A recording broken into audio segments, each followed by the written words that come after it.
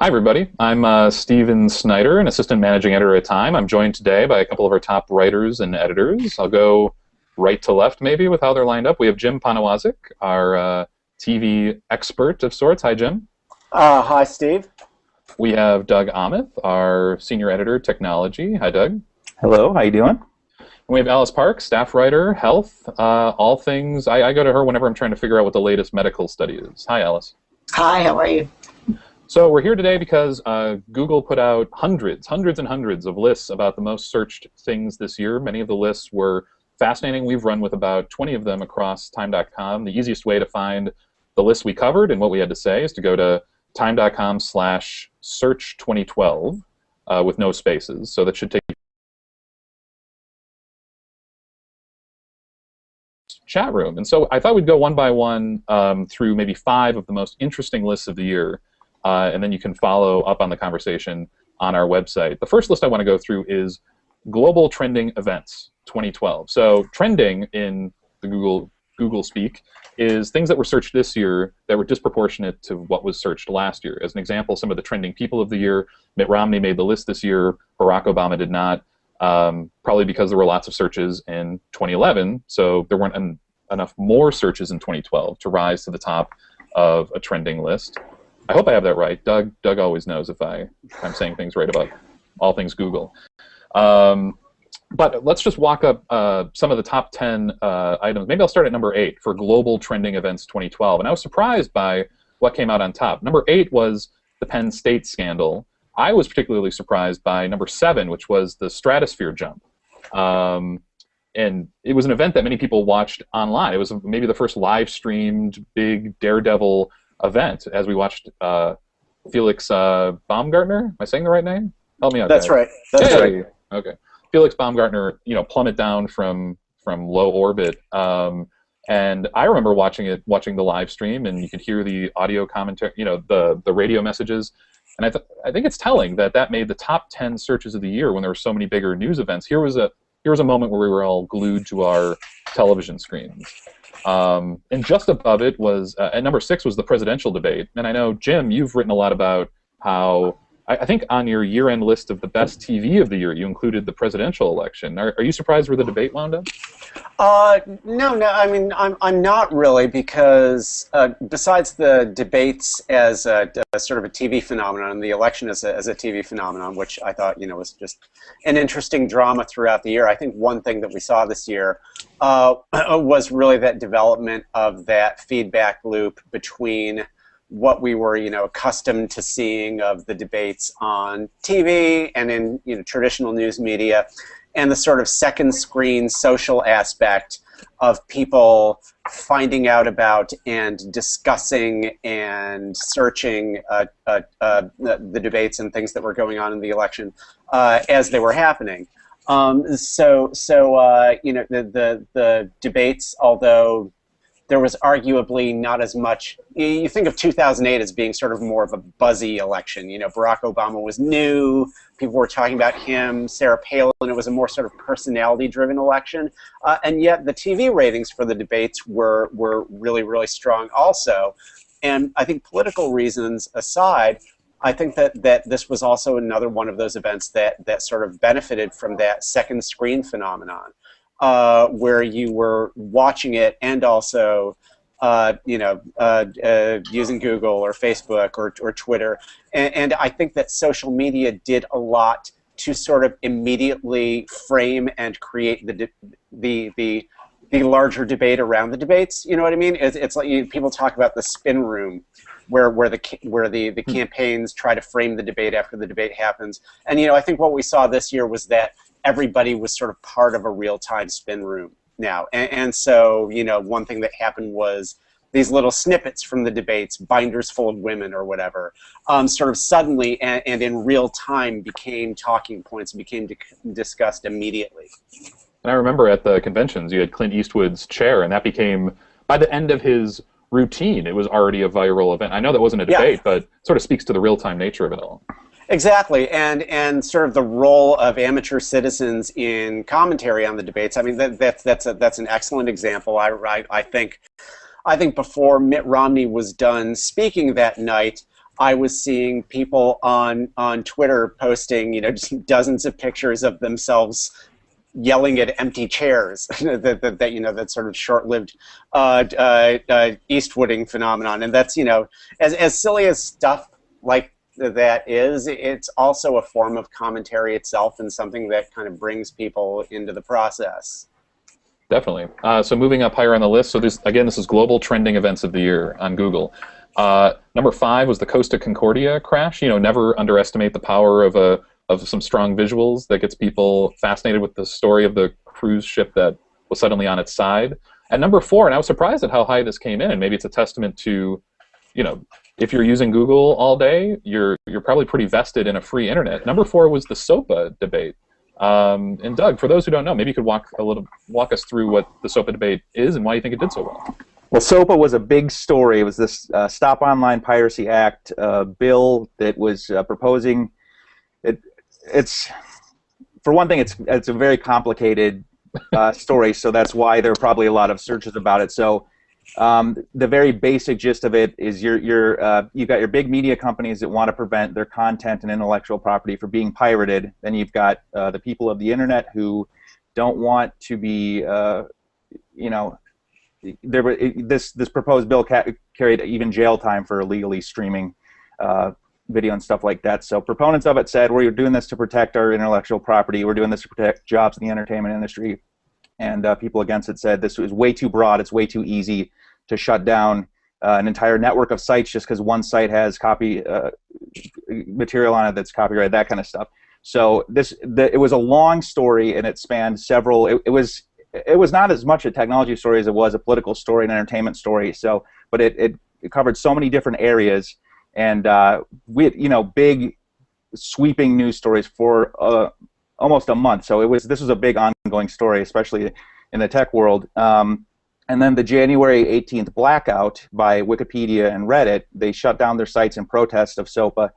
And yeah, I guarantee you there was a huge spike in searches for SOPA on that day alone.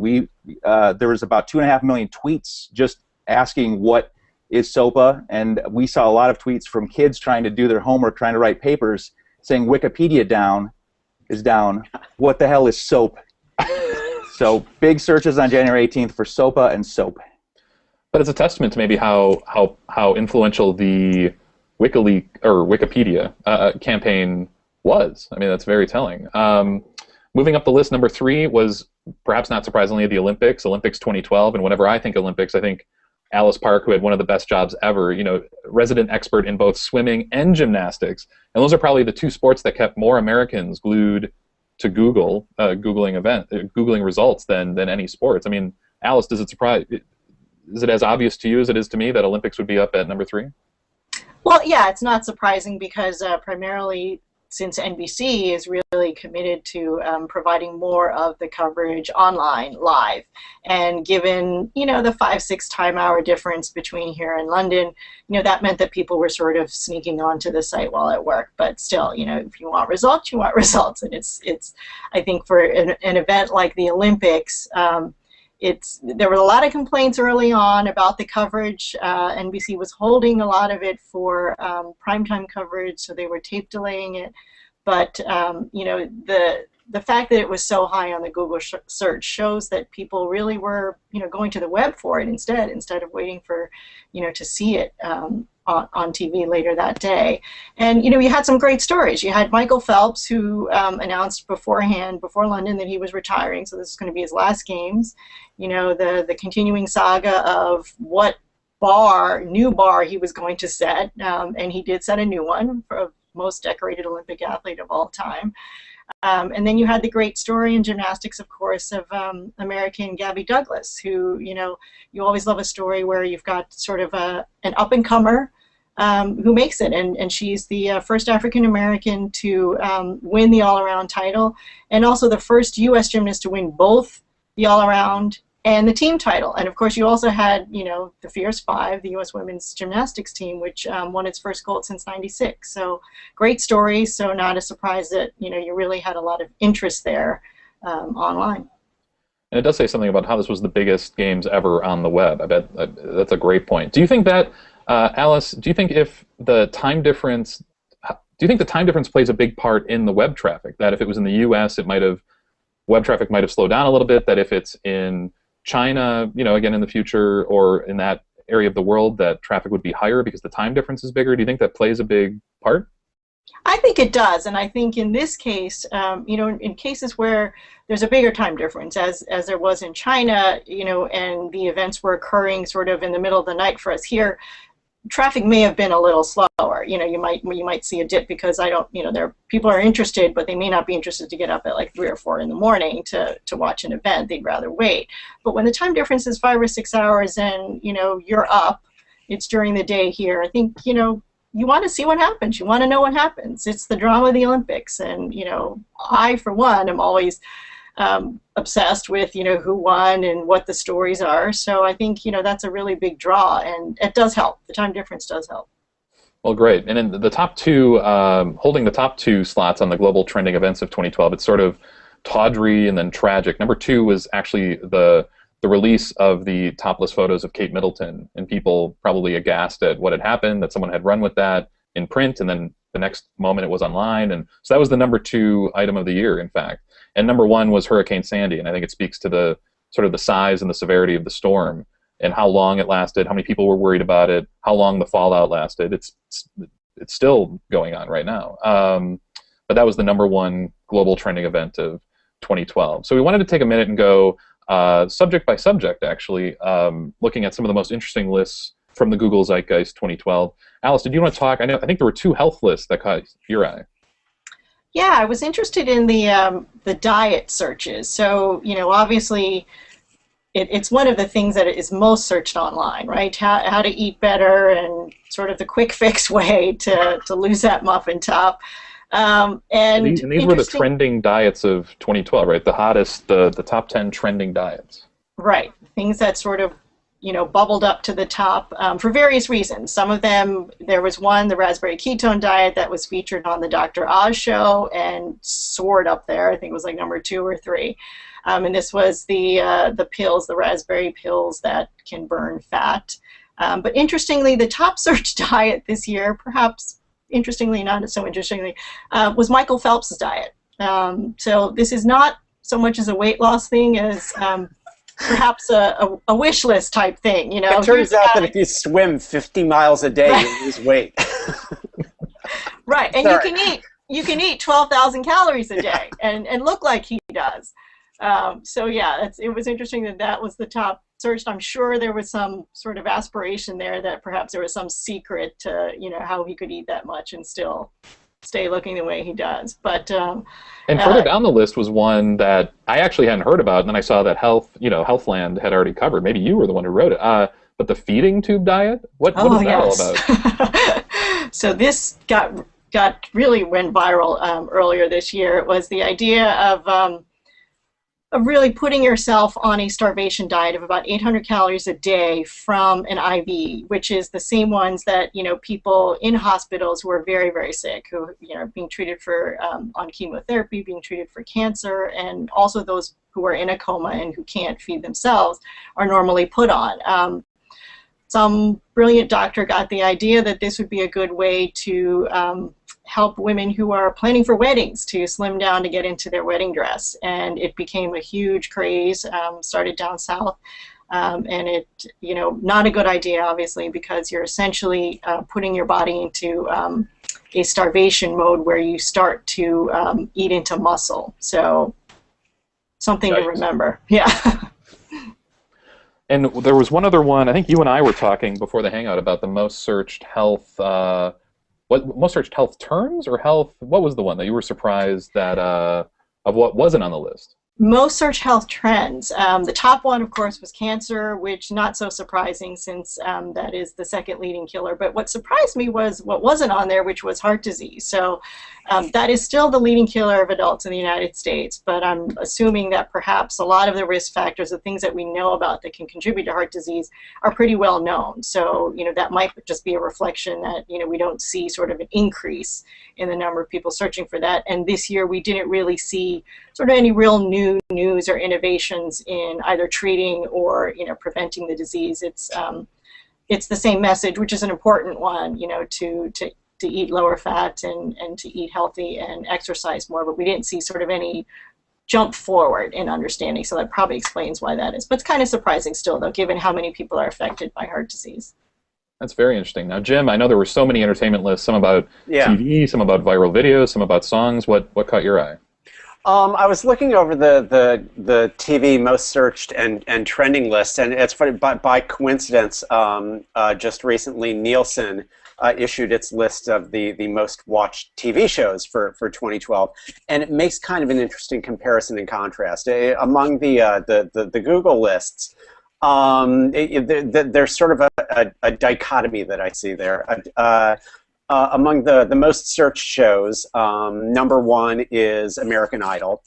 Not too surprising, even though its ratings are down, it is still, other than football, the most watched, regularly programmed series on television. And it's kind of an example of, you know, what I was talking to you about earlier with the election, of that second screen effect. You know, we live in a time now with a lot of different cable channels and technology changes and TiVos and so on, where just not as many people watch any individual program as much anymore. Shows that do still get big audiences tend to be this kind of live program. American Idol, The Voice, the Olympics, the debates, where you want to watch it live as it's going on, and very often it's stuff where, you know, you might be on Twitter at the same time, you know, talking about it with people that you know or whatever, where there's that sort of instant water cooler effect. So those are sort of the big programs now. And then when you look at the trending lists, what dominates that is not necessarily those you know big shows, but the #1 trending TV show was Here Comes Honey Boo Boo. You know, and you see a lot of shows like that. Dance Moms, those sort of shows where, you know, it's just, you know, my God, what the hell is this thing? You've got to see this. You know, these sort of phenomena that blaze up, that is really sort of you know, enabled and perpetuated. You know, again, by the fact that people have these additional technological venues now to pursue and follow these, you know, flash in the pan cultural phenomena. You know, so what you see reflected is #1, these big live events, and then 2, these sort of buzzy niche events that people get really intensely interested in, which works well for some shows. You know, we'll be seeing, you know, Honey Boo Boo again in the future. But on the other hand, you know, for others, you know, say like big broadcast networks shows that need to get a big audience, having a lot of buzz doesn't necessarily mean that you're going to be really successful. I noticed that among the trending shows, the 2 big network dramas that were on there were 666 Park Avenue and Alcatraz, both of which are kind of cult genre shows, you know, a horror story and a sci-fi show that may have had really intense audiences, but they're both canceled by now. So it's, you know, it also kind of shows you the limits of buzz. And then when you're talking about viral videos, what, you know, thing that, not that this surprised me, but that really struck me was that the trending, the #1 trending United States song lyric search was, of course, Psy's Gangnam Style. Which, you know, obviously, unless you're a native Korean speaker in the United States, you're probably going to search, you know, what the hell do these lyrics mean? But you know, that sort of struck me because, you know, I kind of think, yes, we've had novelty hit songs before, and we've had international hit songs that became overnight phenomena in the United States. You know, I'm old enough to remember, you know, Falco and Der Kommissar, and, you know, or, you know, 99 Luftballons or whatever. You know, you could have that in the past where an artist really caught on, or a record company got behind it. But something like Gangnam Style, I think, is a phenomenon that you see now in the age of worldwide digital media and social media, where people can just, you know, discover something and it can go viral. You know, overnight that became the #1 most watched video on YouTube, you know, from, you know, because it's an amazing, bizarre video that even if you don't speak a word of it, really captures your attention, and actually probably is more attention getting because it's so bizarre and incomprehensible. You know, so you know, on the one hand, obviously it's the #1 trending search because the song was so popular. But I also think that the song was so popular and trended because of its mystery, and I think that that is the sort of pop phenomenon that you see more and more of now in our digital media era. Because that's the kind of thing that can just catch fire. Mm. I've watched that video a couple times. Yeah. Yeah. I had successfully avoided watching that video for a long time, and I was very proud of it. And then I made the mistake of mentioning it on Twitter, thinking people are going to send me links to try to get to watch it. And then in our Techland chat room, Jared Newman dropped in an animated GIF, so I was forced to watch it. I could not get away from the actual dance. So now I know, and I don't feel good about it. This is Doug's therapy right here. Right here. Doug, did you want to talk about? I know there was trending tech gadgets, and the word "trending" there is pretty important because the list is surprising, but partially probably because that it had to be things that weren't as searched the year prior to be to be a bigger trender. Yes, trending is very important. So the terminology that Google uses, the trending queries are the searches that had the highest amount of traffic over a sustained period in 2012 as compared to 2011. So this 10-item list, I'm not going to go over everything, but some interesting things. Number 9 is the iPhone 5, and you would think, wow, you would think that would be higher on the list. But in 2011, we were expecting a new iPhone in June because Apple had been releasing new iPhones in June. That didn't happen. It got pushed off until October, and everyone half expected it to be called the iPhone 5. So plenty of searches in 2011 for an iPhone 5 in June. Didn't happen in June, and I would think that the searches would then ramp up even more. When is the iPhone 5 coming out? And then in October, we get the iPhone 4S. So big searches for the iPhone 5 all of 2011, and then probably equally big searches in 2012 for the iPhone 5, but nothing, it was offset, it was diluted by all the searches for iPhone 5 in 2011. Samsung Galaxy Note 2 is a smartphone that is a tablet, half smartphone. The original Galaxy Note wasn't even released in the US until early this year. It was announced worldwide last year, but the Galaxy Note 2 didn't even come out until a couple months ago. So this is an item that it would be odd that people were even searching for Galaxy Note 2 last year unless they saw that it was released internationally and already wanted the Galaxy Note 2. So people are impatient for gadgets. Number 6, Microsoft Surface. This is very interesting. There's plenty of searches for Microsoft Surface this year because it's Microsoft's bold move into hardware. It's their tablet that they're making to show all the other device makers how it's done. But last year, Microsoft Surface was a line of giant touchscreen tables